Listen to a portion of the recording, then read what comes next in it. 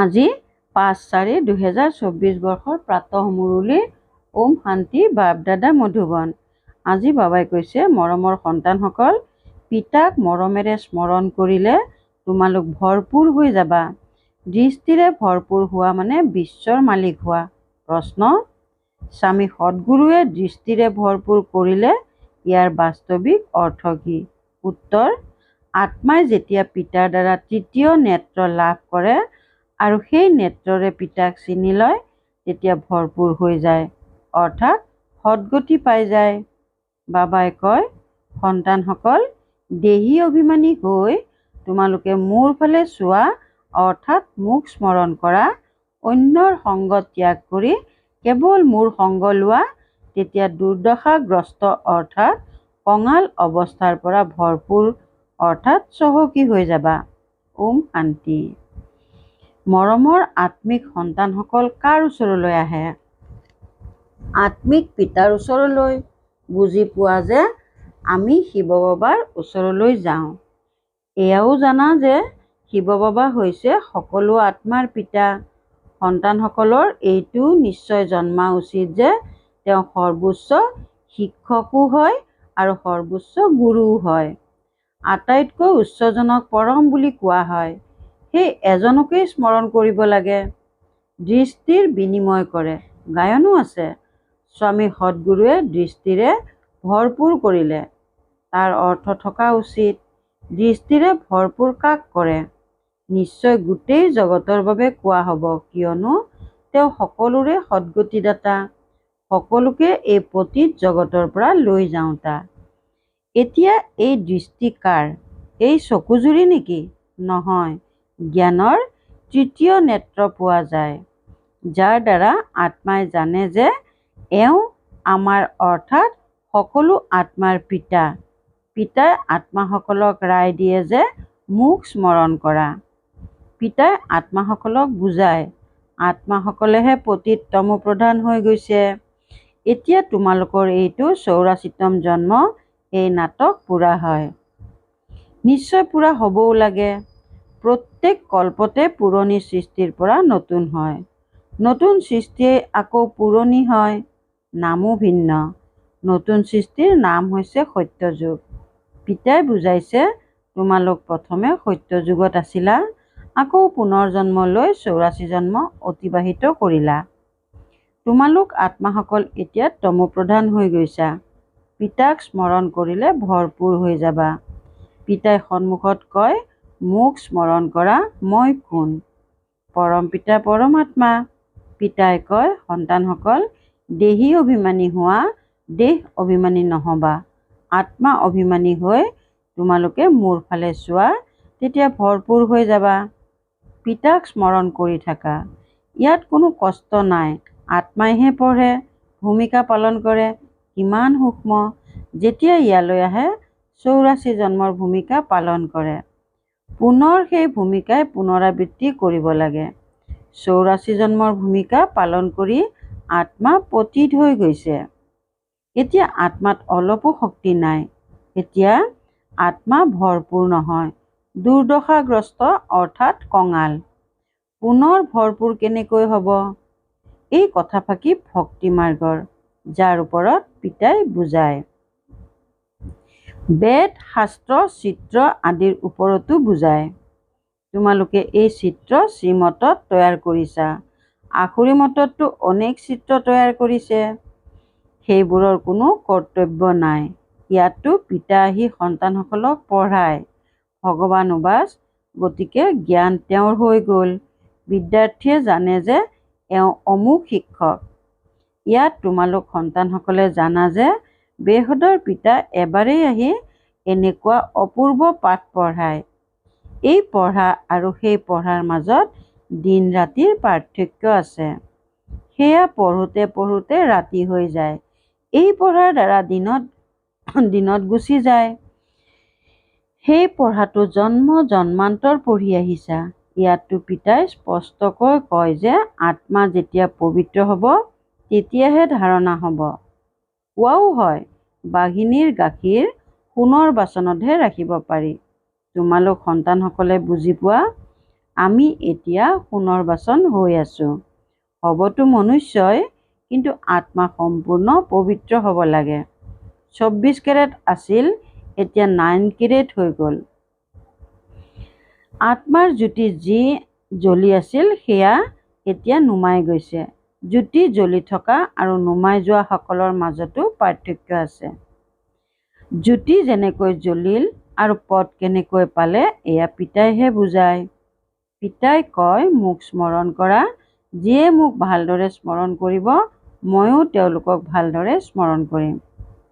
এইটো সন্তানসকলে জানে যে দৃষ্টিৰে ভৰপূৰ কৰোঁতা এজন পিতাহে স্বামী হয়।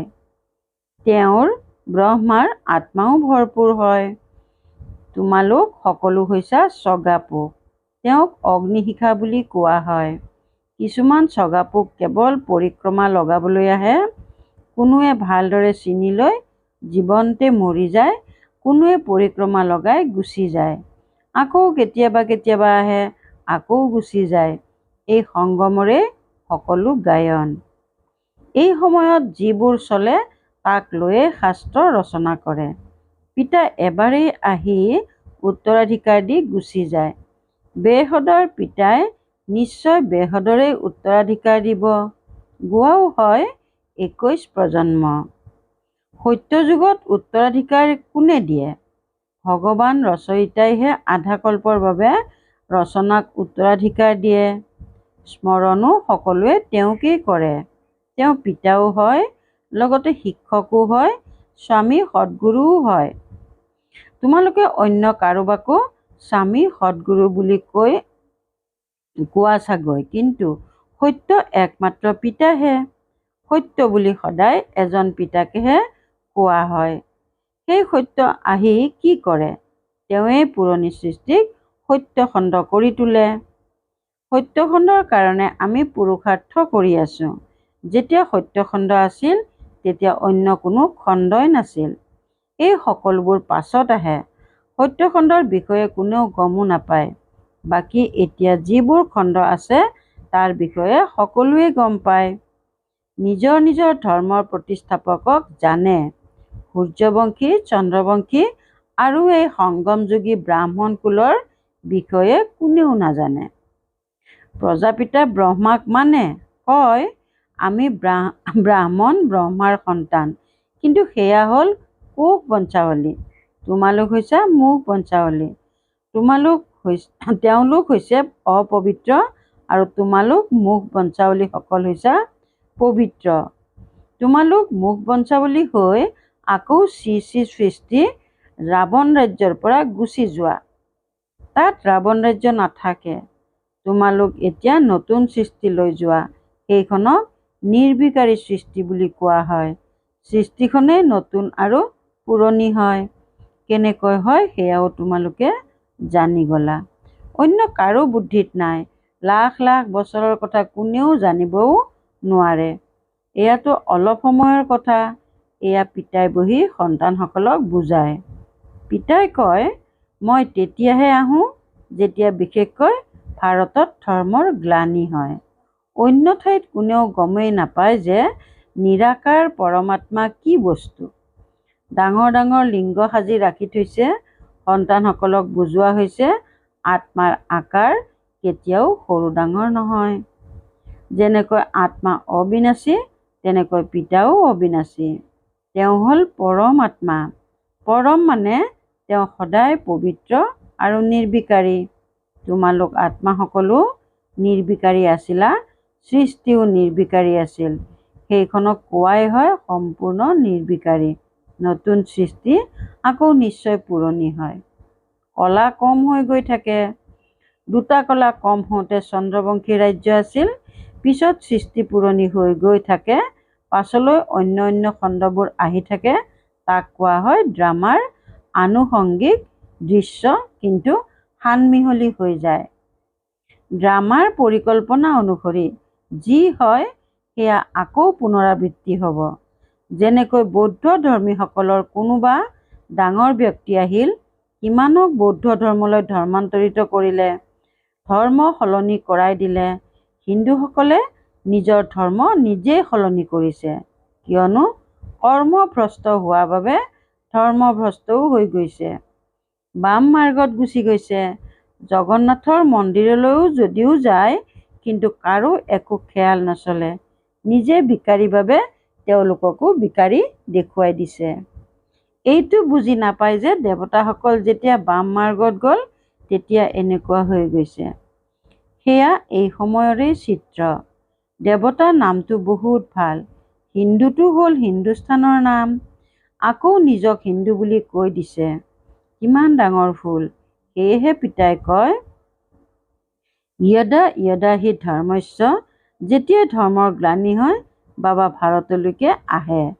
এনেকৈতো নকয় মই হিন্দুস্থানলৈ আহোঁ। এয়া হ'ল ভাৰত।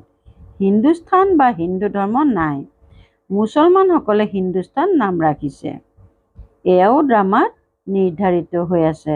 ভালকৈ বুজিব লাগে। এয়াও জ্ঞান। পুনৰ জন্ম লৈ লৈ বাম মাৰ্গত আহি আহি ভ্ৰষ্টাচাৰী হৈ যায়।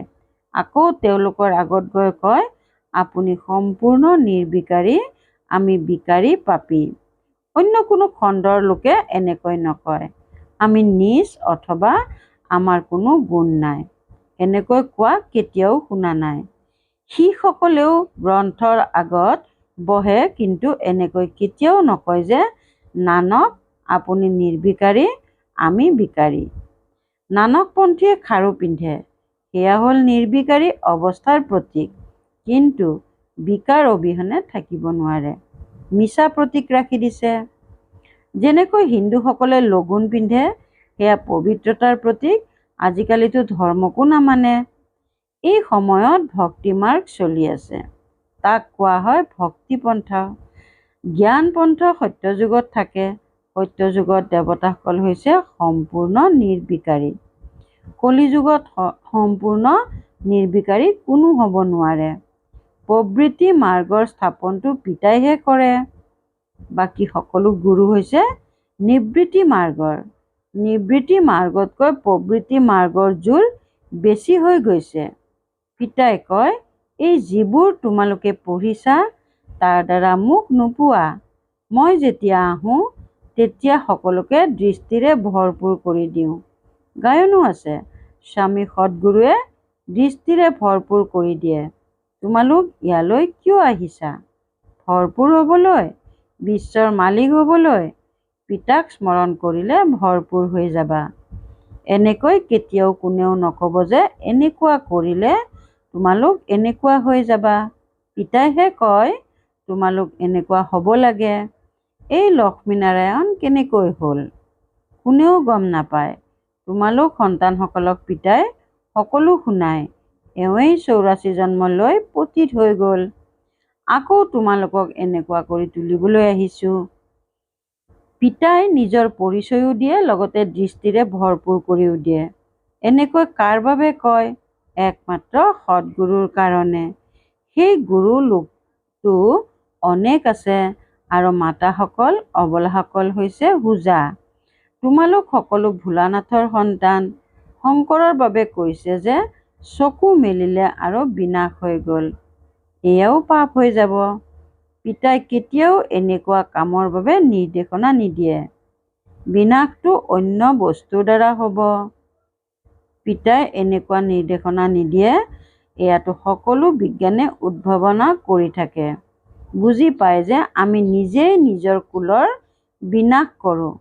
তেওঁলোকো বান্ধ খাই আছে, এৰিব নোৱাৰে। কিমান নাম হয়, চন্দ্ৰলৈ যায়, পিছে একো লাভ নাই। মৰমৰ সন্তানসকল, তোমালোকেও পিতাৰ ফালে চোৱা, অথবা হে আত্মা, নিজৰ পিতাক স্মৰণ কৰা, তেতিয়া ভৰপূৰ হৈ যাবা। পিতাই কয়, যিয়ে মোক স্মৰণ কৰে, মোৰ বাবে সেৱা কৰে, ময়ো তেওঁলোকক স্মৰণ কৰোঁ, গতিকে তেওঁলোকে শক্তি পায়।